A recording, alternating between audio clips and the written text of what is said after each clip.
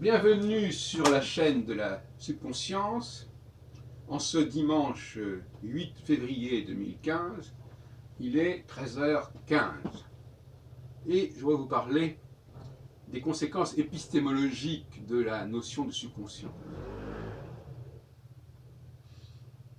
La notion de subconscience nous amène à penser que le sujet n'est pas conscient de ce qu'il fait. Et pourtant, il le fait.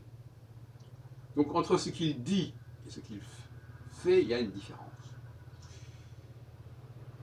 Il s'agit là d'une progression intéressante. Vous savez qu'il y a toute une série de renonciations à la centralité au cours des 19e et 20e siècles.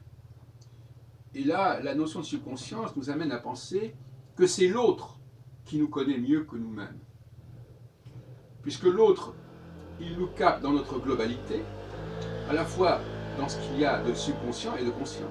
Alors que nous nous captons que dans ce qu'il y a de conscient en nous, et éventuellement des effets de notre subconscience sur autrui. Donc, en tout état de cause, autrui nous perçoit de manière intéressante. Et dans le dialogue entre hommes et femmes,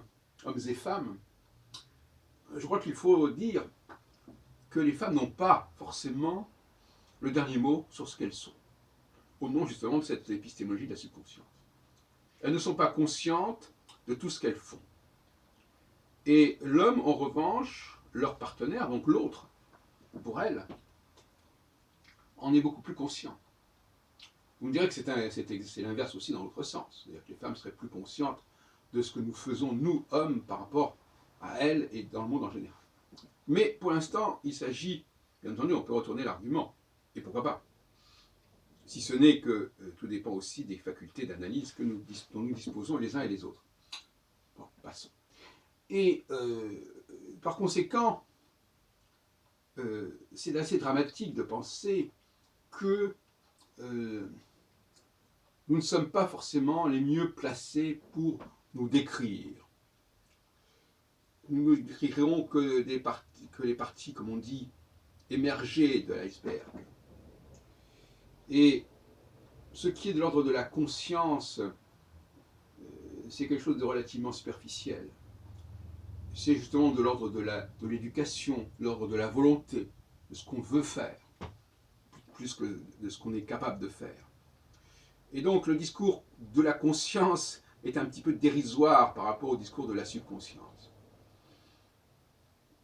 Il correspond assez bien aux propos qu'on entend sur le rôle de la formation, de l'éducation, du contexte, etc. Comme si, parce que la conscience, elle se situe dans le présent, bien évidemment. Elle se situe dans l'histoire de la personne. Alors que la subconscience se situe dans l'histoire de la race, l'histoire du genre, l'histoire du sexe, l'histoire du peuple. Elle a une histoire beaucoup plus longue et bien plus longue que celle de l'individu. Donc voilà, c'est aussi la dialectique entre l'inné qui est celui de la subconscience et l'acquis qui est en rapport avec la conscience. Et généralement, quand on entend parler les femmes sur la condition féminine, on se rend compte qu'elles sont essentiellement dans les cours de la conscience. C'est-à-dire, elles croient que on va pouvoir modifier ce qui est conscient. Mais ce qui est conscient est très peu de choses. Et nos véritables potentialités, elles ne se situent pas dans la conscience, mais dans la subconscience. Un autre aspect que je voudrais aborder à la suite d'un café philo, un café Tao qui a eu lieu hier au Ballon Rouge, sur le thème « La femme et l'avenir de l'homme », et qui a été d'ailleurs abordé essentiellement d'un point de vue oriental, maghrébin et asiatique, par une jeune Algérienne et par Jean-Luc Berlet. Ce qui m'a semblé manquer considérablement sur le plan épistémologique, encore une fois, c'est la question de la cyclicité. Elle est très peu intervenue. L'idée que l'homme et la femme alterneraient au niveau du pouvoir me paraît extrêmement intéressante. Et elle n'est pas du tout apparue dans le cadre d'un débat, d'ailleurs, que j'ai filmé en grande partie. Or, la plupart des conflits et des tensions que nous avons entre les uns et les autres peuvent être résolus précisément quand on passe par la notion de cyclicité. À condition que ce soit une cyclicité non pas extensible sur des siècles, mais une cyclicité au sein du cycle de 7 ans qui m'est cher. Car toute cyclicité qui se reconstitue de phases trop longues apparaîtrait comme une sorte de marché de dupes.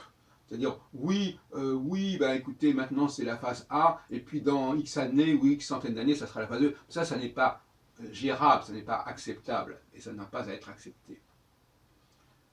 La femme et l'avenir de l'homme, euh, je dirais que d'ailleurs dans la notion même d'avenir, il y a la notion de cycle, justement, c'est ça qui est le paradoxe. L'avenir de l'homme, elle vient après l'homme. Et l'avenir vient après le présent. Donc quelque part, l'avenir, ce n'est souvent que finalement la continuité du présent, la suite du présent. Et en ce sens-là, je crois que c'est une bonne définition de la femme par rapport à l'homme.